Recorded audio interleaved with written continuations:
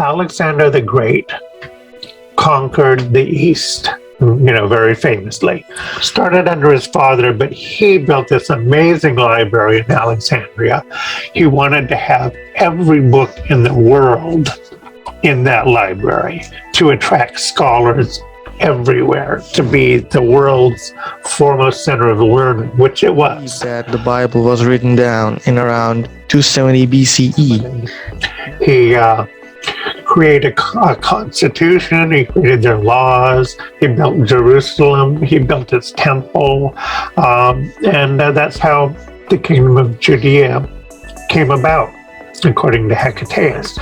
They preserved those traditions down through time, and they helped contribute to the writing of the books of Moses. Well, he had lots of stories about how the Egyptians colonized the world. They colonized Athens, the Black Sea. He'd heard these rumors about how some guy named Moses founded a colony in Judea and wrote their constitution and laws, which Hecataeus just made up.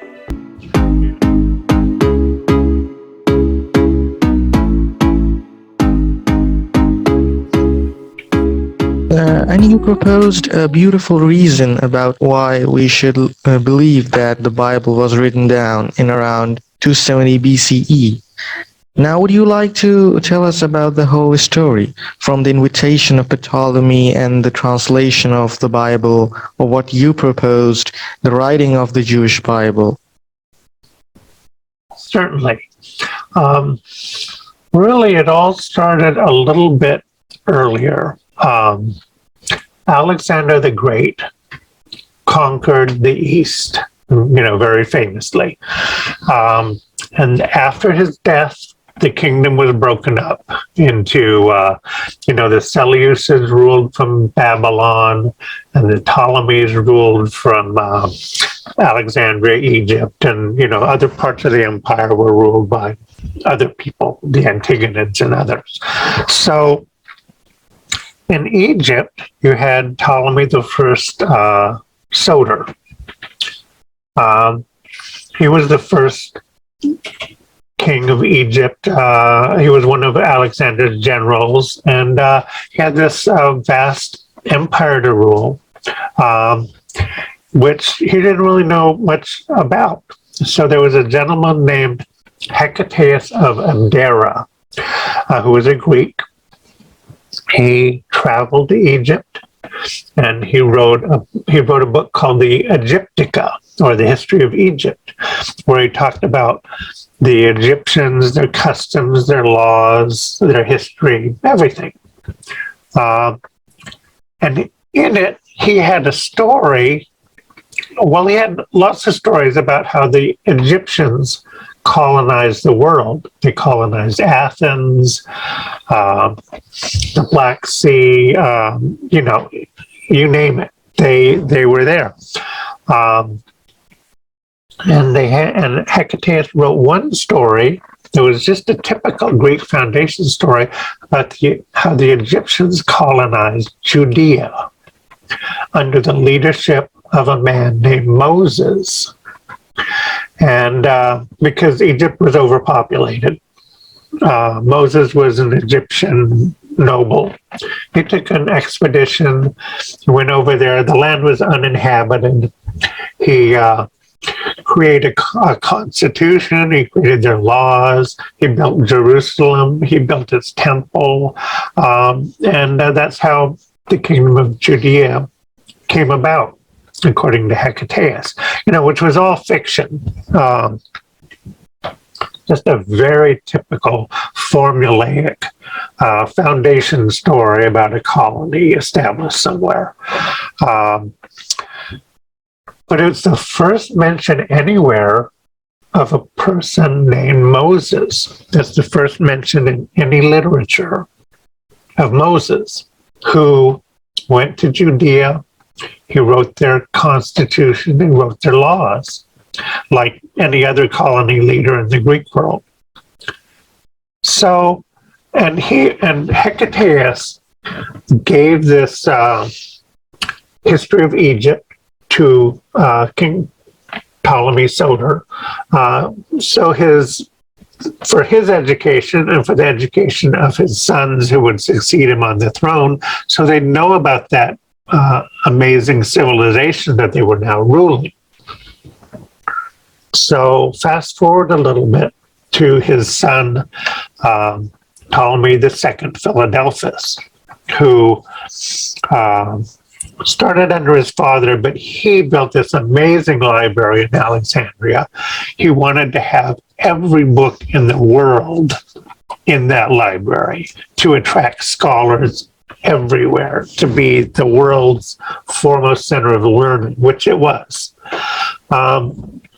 And one of the things that he wanted that his library was missing was he'd heard these rumors about how some guy named Moses founded a colony in Judea and wrote their constitution and laws, which Hecataeus just made up, but which Ptolemy II Philadelphus took seriously.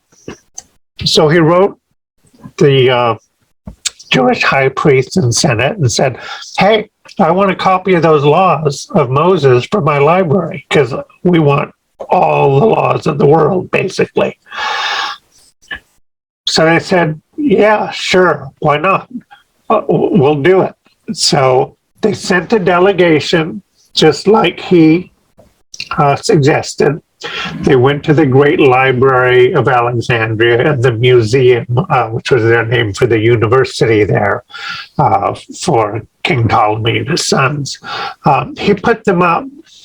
They, free of charge, feasted them. They were his honored guests. And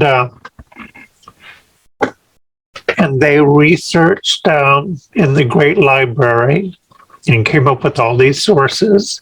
They came up with an Exodus story that kind of resembled the one by Hecataeus of Abdera. They named the hero of that story Moses. They changed a lot of it. But okay, if they want a lawgiver who wrote a Greek constitution, and we'll give it to them because it was a prestige thing. So they wrote the books of Moses. They investigated international law codes and came up with the laws of Moses and published it in Hebrew. They knew both Greek and Hebrew, so they were reading Greek sources, writing the Hebrew books of Moses, and then translating it back into Greek again for the Septuagint translation. Now, Plato also recommended that if you're going to come up with a national literature and divine laws in the ancient past given to your people by the gods, if you're going to come up with all of this for this new form of government you're inventing, then you want to research local institutions, local priesthoods, temples, anything you can get that's old and revered, and tie it in to preserve this illusion that, yeah, these were the laws that were given to our ancestors generations ago. So the Jews and Samaritans at Alexandria, they did have in their background a little bit of background in Mesopotamian law. The Babylonians and Assyrians, they conquered Samaria. There were Babylonians living there. These Babylonians, they knew the laws of Hammurabi and various others. They preserved those traditions down through time, and they helped contribute to the writing of the books of Moses. And they sprinkled in occasional laws of Hammurabi or whoever else they knew, some laws of Eshnunna, some Middle Assyrian laws, and they threw them in there too to give the illusion that, yeah, these were the ancient laws of our ancestors. So you do have a little bit of Mesopotamian legal lore in there as well. So anyway, they published it in Greek and Hebrew. And back in Judea, they said these books were written by our ancestor in the past, Moses, and they sold it, and ever since then we believe that those laws go clear back to Moses, but they're rather more recent. Plato said, okay, if you're going to have a successful government, it's absolutely essential that the citizens believe their laws were ancient, given by the gods, and had not changed down through time. But that first generation, they're going to know better. So you also have to have this national literature that supports the story, that supports the foundation myth. And nobody can read anything that's not in that national literature. And Plato said, if you can do that, if you can make those the exclusive educational documents in the new theocracy, then within a generation, all the kids growing up in that new system, they'll believe it all. And they'll believe their laws went back 1,000 years. And that's exactly what happened. And it worked. Plato was a genius of sorts. He figured out how to do it, and it worked.